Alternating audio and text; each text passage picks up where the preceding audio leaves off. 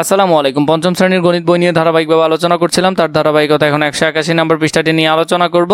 নিজে করি এই টপিকটার মধ্যে যতগুলো অঙ্ক আছে এগুলো আমরা ধারাবাহিকভাবে সমাধান করব। 1 নাম্বার, পঞ্চম শ্রেণীর শিক্ষার্থীদের ইংরেজি বিষয় প্রাপ্ত নাম্বার এখানে দেওয়া হলো। এগুলো আমরা দেখব। প্রথম বলছে উপাত্তগুলো ক্রমান্বয়ে সাজাই, এগুলো আমরা ক্রমান্বয়ে সাজাবো।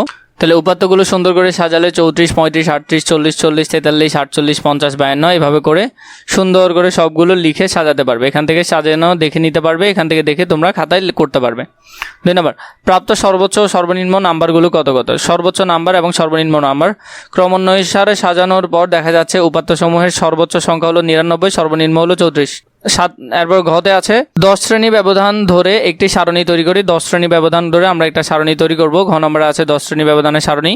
শ্রেণী ব্যবধান, ট্যালি এবং শিক্ষার্থীর সংখ্যা। আমরা 10 শ্রেণী 11 থেকে 40, 41 থেকে 50, 51 থেকে 60, 61 থেকে 70, 71 থেকে 80, 81 থেকে 90 এবং 91 থেকে 100। এইভাবে করে আমরা ট্যালিগুলো নিলাম। তো এটাতে হলো 5টা, 5 লিখলাম, এখানে 3টা, 3 লিখলো, 3 আবার 3, এখানেও 3টা, 3টা, এখানে হলো 4টা, 4টা, এখানে হলো কত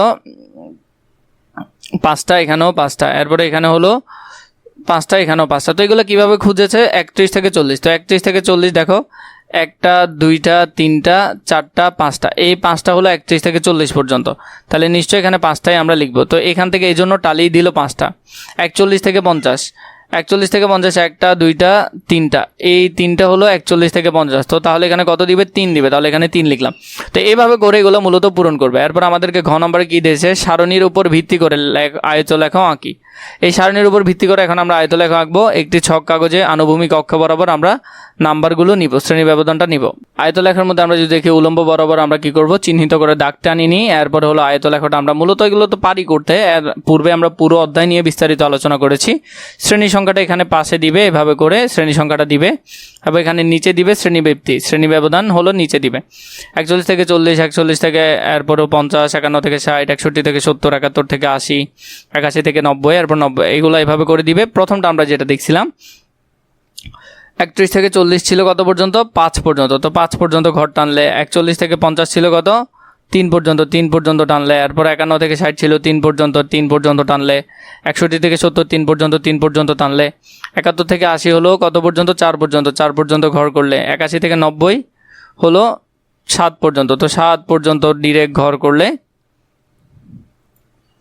এবার 91 থেকে 100, 91 থেকে 100 পর্যন্ত ঘর করলে। এটা এইভাবে করে সুন্দর করে দিবে। দেওয়ার পর এগুলা এখানে সুন্দর করে গুছিয়ে লিখে ফেলবে। পরবর্তীতে 2 নম্বরে দিয়েছে নিচের আয়তলেখটি চতুর্থ শ্রেণীর শিক্ষার্থীদের গণিতে প্রাপ্ত নাম্বারের ভিত্তিতে আঁকা হয়েছে। এটার মধ্যে শ্রেণী সংখ্যা দেওয়া আছে, এখানের মধ্যে প্রাপ্ত নাম্বার দেওয়া আছে। 1 নম্বরে বলেছে চতুর্থ শ্রেণীর মোট শিক্ষার্থী আছে কতজন। এগুলো সবগুলো আমরা সিরিয়ালে এটা এটা এটা এটা সবগুলো মাপ একসাথে যোগ করে দিব।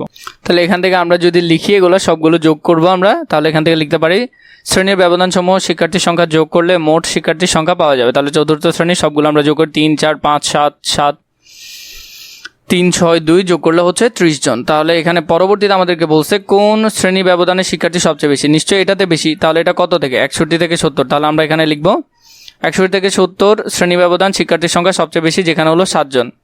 উপাত্তের আয়তলেখ থেকে একটি সারণী তৈরি করে। এটা থেকে আমরা একটা সারণী তৈরি করব। সবগুলোতে দেওয়াই আছে, সারণী তৈরি করার সোজা।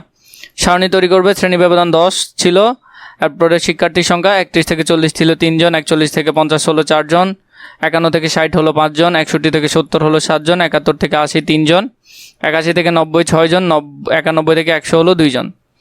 পরবর্তীতে আমাদেরকে যে প্রশ্নটা করেছে ঘ নম্বরের মধ্যে 51 থেকে 60 শ্রেণী ব্যবধানে শিক্ষার্থীর সংখ্যা শতকরায় কত। মানে এখানের মধ্যে কত আছে?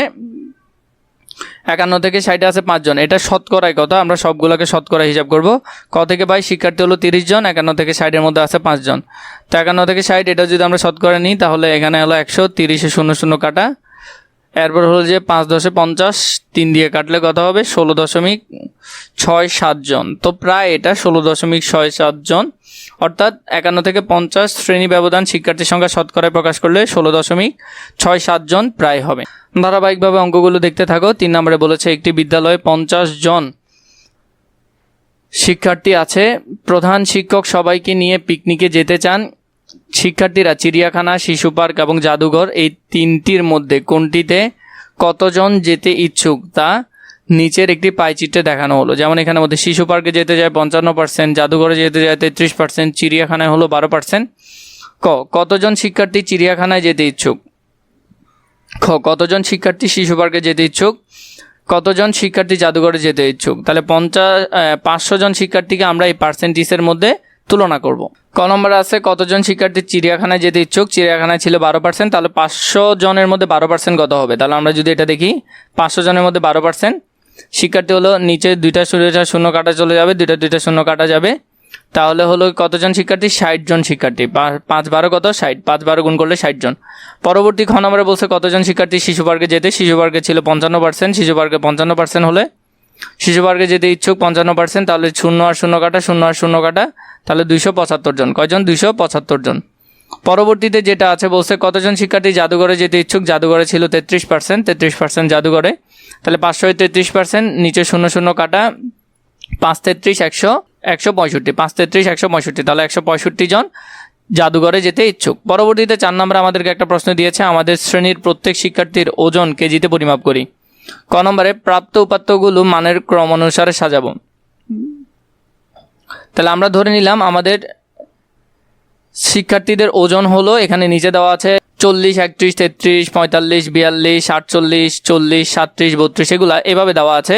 এবং পরবর্তীতে কতে আমাদেরকে প্রশ্ন করেছে উপাত্তগুলো সাজাতে বলেছে। সাজালে প্রথমে 28, এরপর 29, এরপর 30 31 32, এইভাবে করে আমরা সুন্দর করে এগুলো সাজালাম। খতে আমাদেরকে বললো 5 শ্রেণী ব্যবধান ধরে একটি সারণী তৈরি করি। 5 শ্রেণী ব্যবধান ধরে একটা সারণী তৈরি করব। শ্রেণী ব্যবধান, ট্যালি এবং শিক্ষার্থী সংখ্যা 65 থেকে 30 পর্যন্ত আছে ওরা কয়জন? 3 জন। তাহলে 26 থেকে 30 পর্যন্ত আছে 3 জন। 26 থেকে 30 পর্যন্ত 28 29 30, এই তিনটা হলো কত? 26 থেকে 30-এর মধ্যে, তাহলে 3 জন। পর 31 থেকে 35 হলো কত? 1টা 2টা 3টা 4টা 5টা, তাহলে 6টা, এখানে আছে 6টা, তাহলে হলো 6 জন। তো এইভাবে করে ট্যালিগুলো পূরণ করবে। 36 থেকে 40 পর্যন্ত আছে 4 জন, 41 থেকে 45 2 জন, 46 থেকে 50 পর্যন্ত 3 জন। পরবর্তীতে বললো প্রাপ্ত সারণী থেকে আয়তলেখা অঙ্কন করো। প্রাপ্ত সারণী থেকে আয়তলেখা অঙ্কন করো। তাহলে এখানের মধ্যে আমাদের উপাত্তগুলো সেম ওই আয়তলেখার মতো করতে পারবে, অনুভূমিক মাপে আমাদেরকে সেগুলো করতে হবে। আমরা এখানে নিলাম, মাপগুলো নিলাম এদিকে আর এদিকে লিখবো শ্রেণী সংখ্যা, শিক্ষার্থী সংখ্যা লিখলাম, আর এদিকে শ্রেণী ব্যবধান লিখলাম। প্রথমটা আমাদের কত ছিল? 26 থেকে 30 ছিল 3 জন, তাহলে 3 পর্যন্ত ঘর করলা। এরপর 31 থেকে 35 ছিল 6 জন, 6 পর্যন্ত ঘর করলা। তারপর 36 থেকে 40 ছিল 4 জন, 4 পর্যন্ত ঘর করলা। 41 থেকে 45 ছিল 2 জন, 2 পর্যন্ত ঘর করলা। 46 থেকে 50 ছিল এখানের মধ্যে 3 জন, তাহলে 3 পর্যন্ত ঘর করলা। তো এগুলো এভাবে করে সুন্দর করে এটা করতে পারবে। পরবর্তীতে ঘতে দিয়েছে কোন শ্রেণী ব্যবধানে শিক্ষার্থীর সংখ্যা সবচেয়ে বেশি। তো এখানে কোনটাতে সবচেয়ে বেশি? এটাতে। এটা হলো কত? 31 থেকে 35, তার মানে এখানে 31 থেকে 35 ব্যবধানে শিক্ষার্থীর সংখ্যা সবচেয়ে বেশি, এবং শিক্ষার্থীর সংখ্যা হলো কতজন? 6 জন। পরবর্তীতে আমাদেরকে 5 নম্বর একটা দিয়েছে, নিচের রেখাচিত্রে 2012 সাল থেকে 20 সাল পর্যন্ত গড় তাপমাত্রা দেওয়া হলো। এখানের মধ্যে আমাদেরকে চিত্র দিয়েছে, এগুলো আমরা ভালো করে দেখেছিলাম আগে। এখন আমরা দেখব ক নম্বরে 2017 সালে তাপমাত্রা কত ডিগ্রি সেলসিয়াস ছিল? 17 হলো এটাতে ছিল এখানে, তার মানে কত? 20। আর এখানে হলো যে 20 আর 25-এর মাঝখানে, তার মানে হলো যে কত? 22.5। তাহলে এখানের মধ্যে কত যদি দেখি 2017 সালে তাপমাত্রা ছিল 20 ডিগ্রি সেলসিয়াস এবং 25 ডিগ্রি ছিল। আমরা দোনোটা যদি করি তাহলে 20 যোগ 25 আর ভাগ 2, তার মানে ডিগ্রি সেলসিয়াস করলে 45কে 2 দিয়ে ভাগ করলে 22.5। তো একটু আগে বললাম এটা এমনিও কত হবে? 22.5 হবে, কারণ 20 আর 25-এর মাঝখানে। তো 20 আর 25 যোগ করে 2 দিয়ে ভাগ করলে সেটাই আমরা মাঝখান পেয়ে যাব।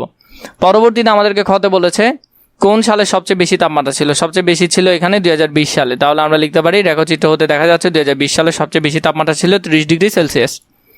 পরবর্তীতে ঘ নম্বরে পাশের রেখাচিত্রের তথ্যের আলোকে একটি সারণী তৈরি করো। এটা থেকে আমরা একটা সারণী তৈরি করব। ঘ নম্বর রেখাচিত্র হতে দেখা যাচ্ছে উলম্ব বরাবর 2টা ঘর, মানে 5 একক করে ধরছে। তাহলে প্রতি ঘর 5কে ভাগ করলে 2.5 একক, এবং প্রতি ঘরকে আমরা হাফ করে ধরলে তাহলে 1.25 একক। উপাত্তগুলো হতে তৈরিকৃত সারণী যদি আমরা দেখি 2012 সালে তাপমাত্রা যদি দেখি তাহলে হলো 22.5, 2013 সালে হলো 25, 2014 সালে হলো 23.75। ওই আমরা কি করছি? দোনোটা যোগ করে 2 দিয়ে ভাগ করে দিয়েছি। 2015-তে 27.5, 16-তে 26.25, 17-তে 22.5, 18-তে 28.75, 2019-এ 27.5, 2020-এ হলো 30। তো এভাবে করে তোমরা এগুলো খুবই সুন্দর করে গুছালো আকারে করতে পারবে এখান থেকে। পুরোপুরি তোমাদের পুরো বই নিয়ে ধারাবাহিকভাবে আমি তোমাদেরকে প্লে লিস্ট দিয়েছি। আর পরবর্তীতে যদি তোমাদের অন্যান্য বই প্রয়োজন হয় নিশ্চয়ই কমেন্ট করে জানাবে।